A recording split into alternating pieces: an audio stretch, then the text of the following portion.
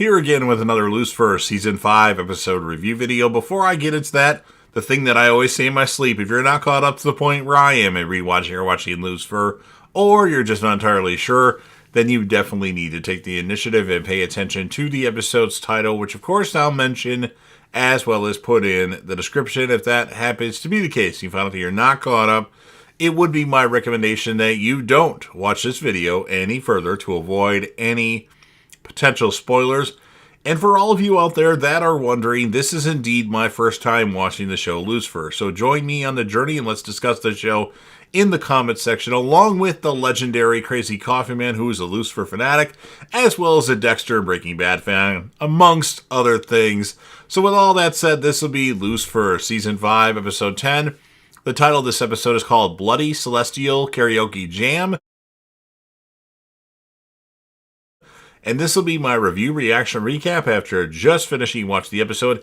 And I had heard about this episode. I didn't know when it was happening, but I had forgotten all about it. So I was a little lost at the start of this episode. Like, what is going on here? But Lucifer wakes up and decides to play the piano. And this is in the middle of the night. If I was his neighbor, I'd be pissed. Of course, this is at the penthouse where nobody's really next to him. And then we also see Chloe tossing and turning. And Chloe gets up and goes into the kitchen, and she's looking at a picture of Lucifer and Trixie that Trixie drew that's on the refrigerator. We have some great singing by Tom Ellis. I'm not familiar with this song that's being sung. And then God claps as he forgot what a wonderful voice Lucifer was blessed with. And then Lucifer wonders why Dad is still here. Michael went home, Dad says, and then Dad wonders if he needs a reason to visit his sons. Lucifer tells Dad to stay away from him. Now it's crime scene time. A football ref/official is dead. I know different referees or officials have different titles in football. I'm not exactly sure which one this was, so whatever. It's a football official, not in the NFL, of course, is Dad. Chloe's on the scene. Lucifer joins her. She had sent Lucifer a text, and Chloe says there's no way that Lucifer is incapable of love. But at the very least, we're still partners as far as, you're the consultant and you help me out with things. Ella Lopez is taking pictures of the dead ref. Steve Rockwell is the name of the victim. Someone poisoned his whistle. What are you going to do? Another one bites the dust, Miss Lopez says, and on cue, the song plays, and everyone dances to the song. Dan, Ella sing lines. Chloe and Lucifer join in. This must be a dream. It's not a dream. It's just God playing around. This was just something that Lucifer saw.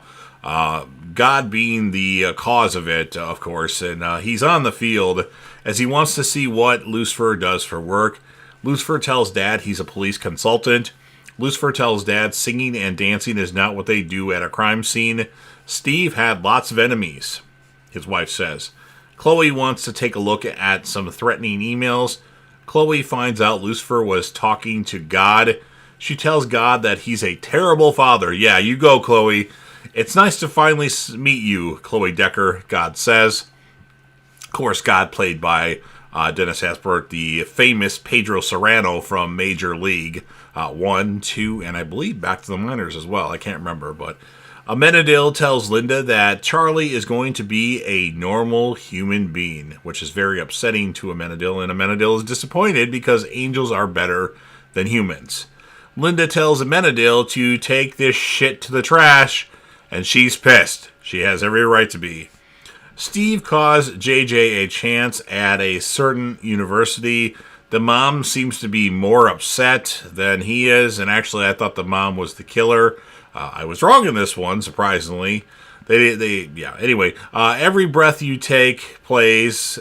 Every breath you take. God's up to another one of his tricks. It's just Lucifer and the mom, Miss Bittner, acting the song out. This stuff is kind of annoying. Lucifer figures out the song means Dad will be watching him every step he takes. I am familiar with that song. It's in lots of movies, and I watch a lot of movies. Just that first one, I didn't know what it was. There's other ones that I know in this, too. But JJ tells Lucifer he desires to be in the CIA. A pastry chef, CIA. Oh, did not see that coming. Lucifer tells Miss Bittner it's time for this poor boy to make his own decisions. Miss Bittner or Mrs. Bittner, tells Chloe that she sent that email. So there was a threatening email that the wife had talked about, and Mrs. Bittner is the reason because of that, or for that. And then JJ tells Chloe he saw Mr. Rockwell arguing with a guy that has a really old yellow truck.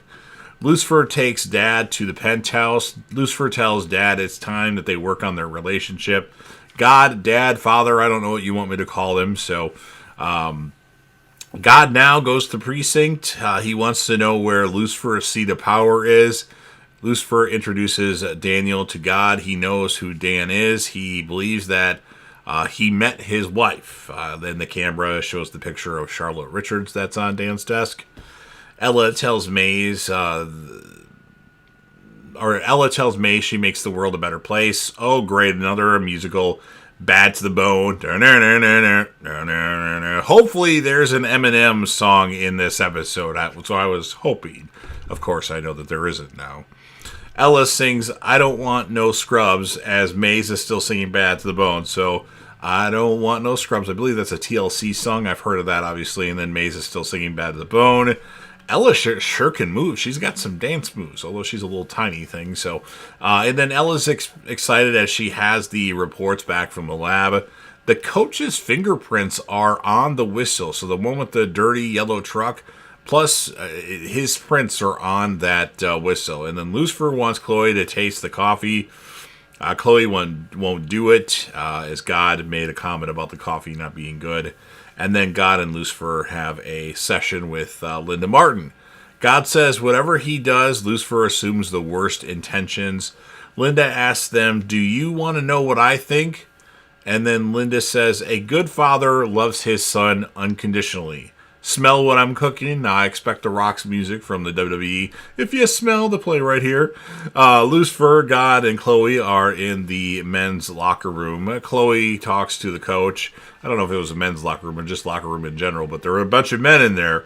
And then he calls Steve Rockwell, the coach, a judgmental prick, the victim. The coach desires to be tackled by a group of the Dallas Cowboys cheerleaders. The coach was going to try to pay Rockwell off to get a play in his favor, and Rockwell declined. But then he made a bad call in his favor anyway, Coach McVay. And then Amenadiel and Dan are at the Lux. Amenadiel explains to Dan that the goddess was inhabiting Charlotte Richards' body, and Dan says it means he slept with God's wife, which means he's going to hell for sure. Another annoying song. I don't know what this one is. Again, hopefully there's an Eminem song coming, which obviously I know now there isn't. Lucifer tells God, this bloody celestial karaoke has to stop. Dan sees Lucifer naked. No, I'm sorry. God sees Lucifer naked. And then Lucifer's like, Dad, boundaries. Ella says McVeigh is on dirty man. Hello, detective. Chloe knows Lucifer is in a good mood, and Lucifer tells Chloe about this song and dance stuff that's been going on. Linda walking with Charlie in a stroller, another song and dance number. Just the two of us. Just the two of us. Just the two of us. Amenadiel joins in. At the end, Amenadiel says, just the three of us. God seems upset, probably because he didn't include his father in that. Turns out that Darla Rockwell, the husband of Steve Rockwell, is the one that murdered him because he was too judgmental and made comments about everything, and he wanted to do everything by the book. And then Darla actually tries to burn Chloe just in time. Lucifer puts his right arm in the way. I don't think so, is what Lucifer says. Lucifer tells Chloe he may be too far gone, and then Chloe tells Lucifer she knows he'll work through this. We have a Trixie sighting. It's her turn to sing. Chloe has a montage of all the Lucifer moments. Life is still worth while if you just smile. I think that was the name of the song. God tells Lucifer that Amenadiel is going to be a wonderful father. Lucifer talks about him and a woman having bad chemistry as the reason why his sport coat jacket is not looking good right now. That's great because the teacher, Mrs. Rockwell, was a chemistry teacher, so it makes sense. Another song, Lucifer and God this time. Father says he understands, or God, Dad, that Lucifer is angry with him.